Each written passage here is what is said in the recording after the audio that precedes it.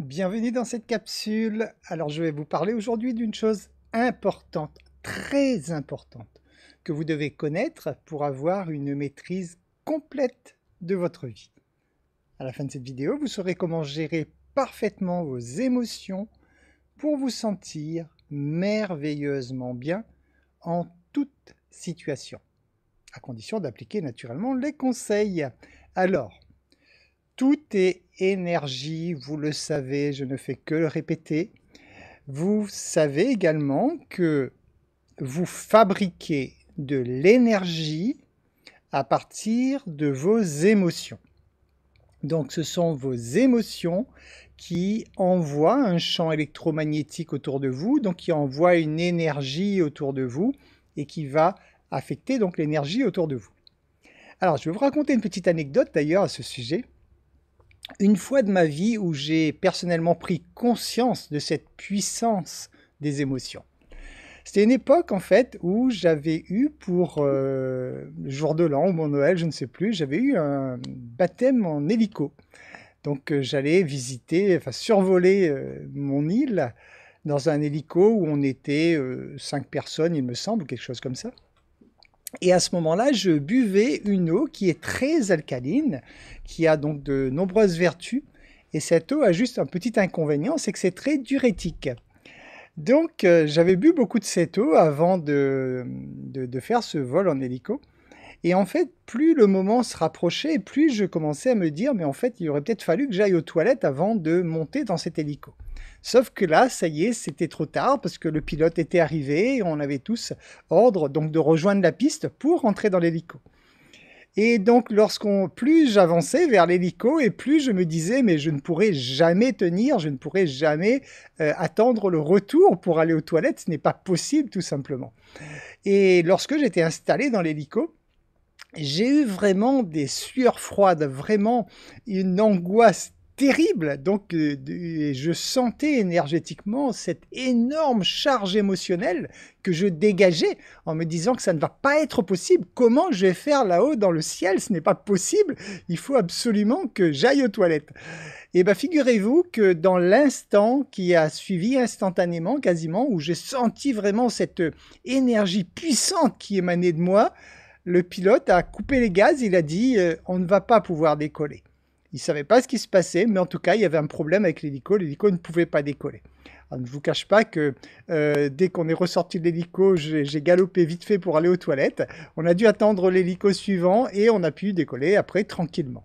Donc là, c'est en tout cas une anecdote, une fois en tout cas, où personnellement, j'ai vraiment senti cette puissante énergie. Là, c'était une énergie négative liée à mes émotions.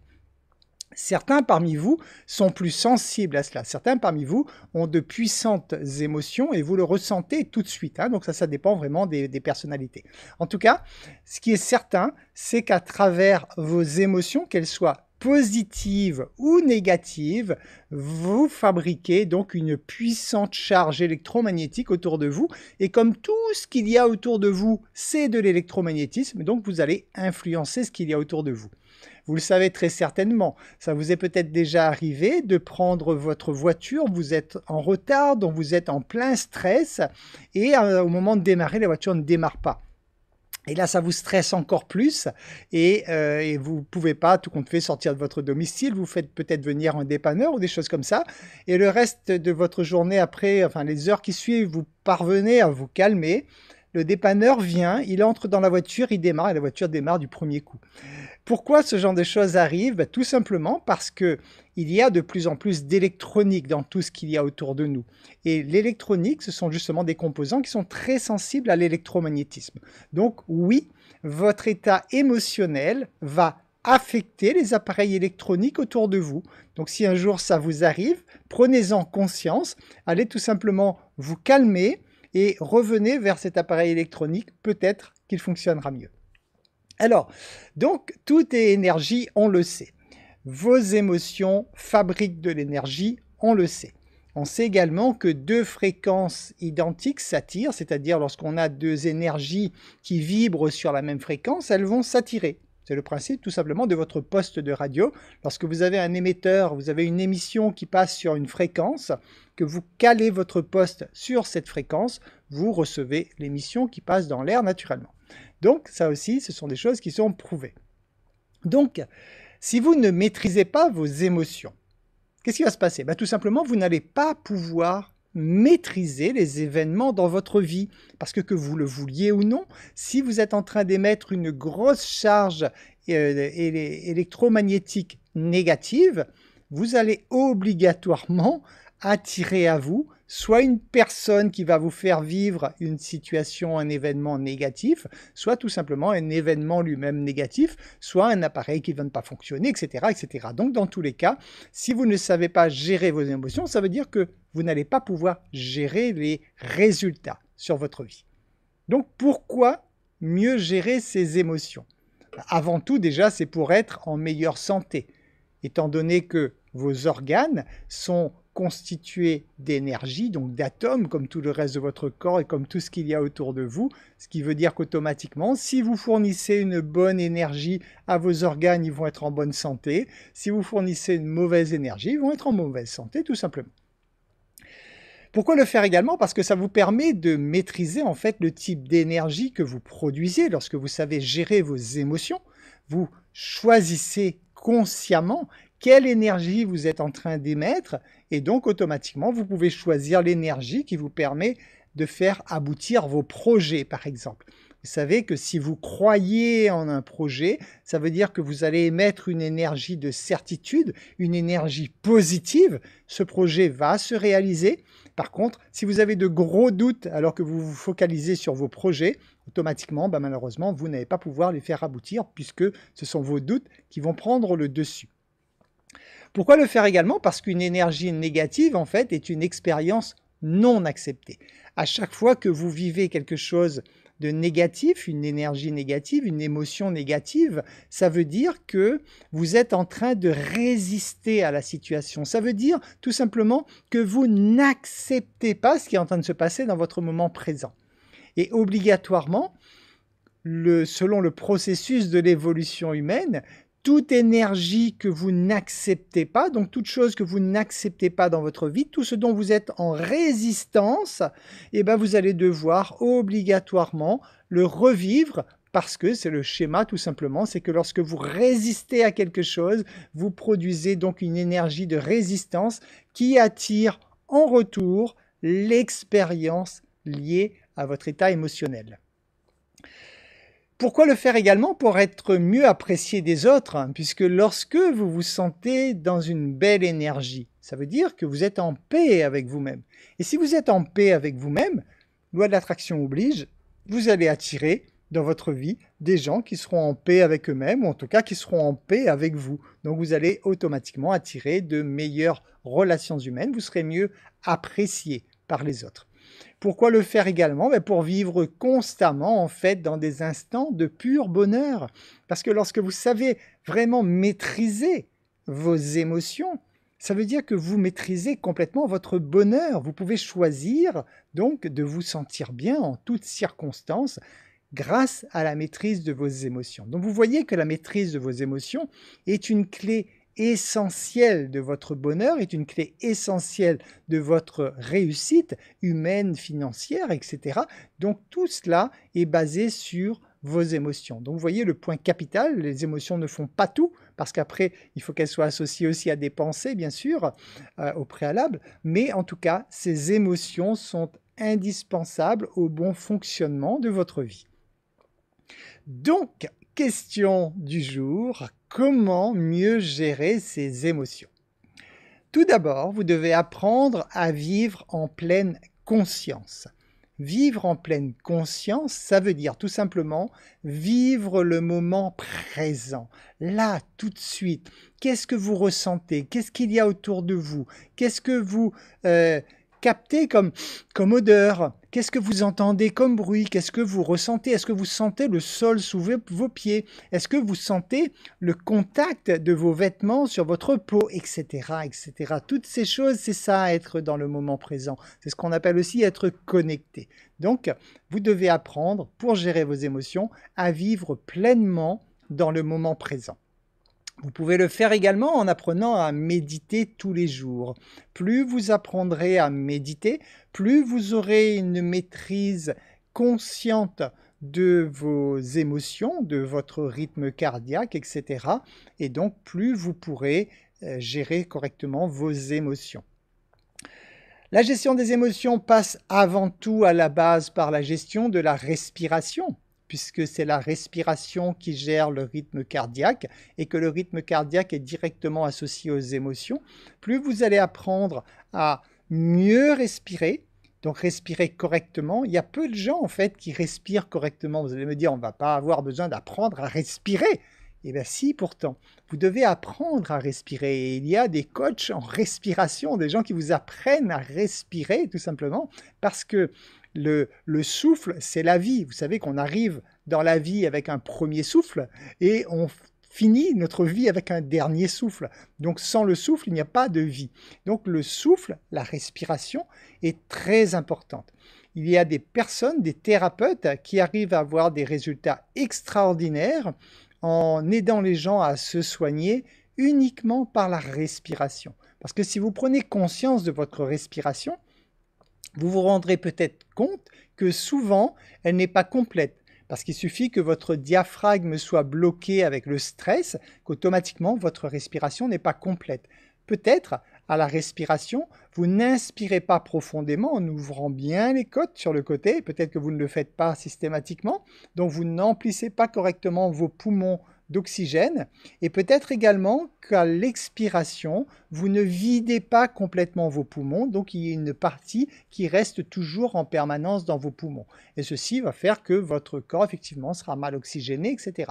Donc, apprendre à bien respirer, c'est déjà apprendre à avoir une maîtrise de ses émotions, parce que de toute façon, vous le faites déjà inconsciemment. Quand vous avez un problème quelconque, qu'est-ce que vous faites par réflexe ? Voilà, vous inspirez et vous expirez fortement, donc vous reprenez la maîtrise de la respiration pour gérer vos émotions. Pensez également pour gérer vos émotions à être bien hydraté. Et oui, votre corps est constitué en moyenne à 70% d'eau, vous le savez, et lorsque votre corps est bien hydraté, il vous est plus simple de gérer vos émotions. Vous avez sinon, comme on dit, vous êtes à fleur de peau, hein, lorsque vous êtes un peu irritable, et entre autres, ça le fait avec l'hydratation. Si vous êtes mal hydraté, vous allez être facilement irritable.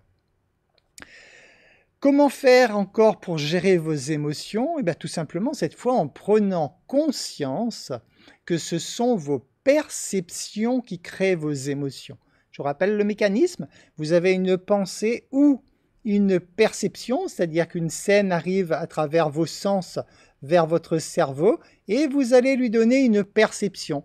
Donc si vous avez une perception positive, vous allez générer des émotions positives. Si vous avez une perception négative, vous générez des émotions négatives.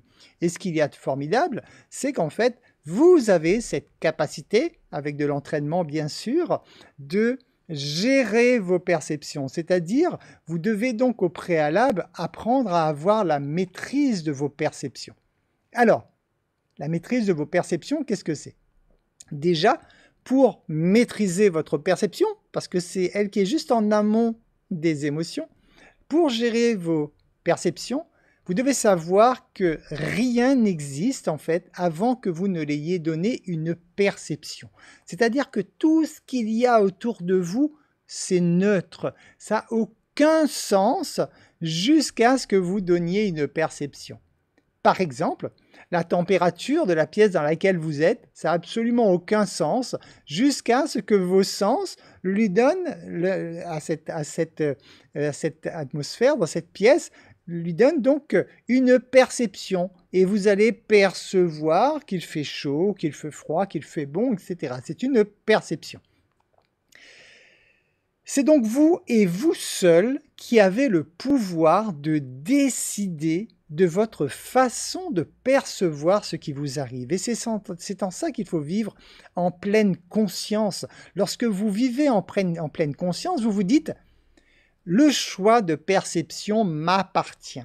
C'est-à-dire que tout ce que je vais vivre, par exemple aujourd'hui, si je décide de leur donner une perception positive, ça veut dire que ma vie, ma journée, elle va être merveilleuse. Et tout ça, ça ne dépend que de moi, de mon choix de perception. À chaque fois que vous placez une certitude sur quelque chose, dites-vous qu'il s'agit d'une forme d'attachement, donc une forme de souffrance potentielle. Ça veut dire quoi? Ça veut dire lorsque vous vous dites « Non, non, là il n'est pas une question de perception, les choses sont comme ça et ne sont pas autrement ».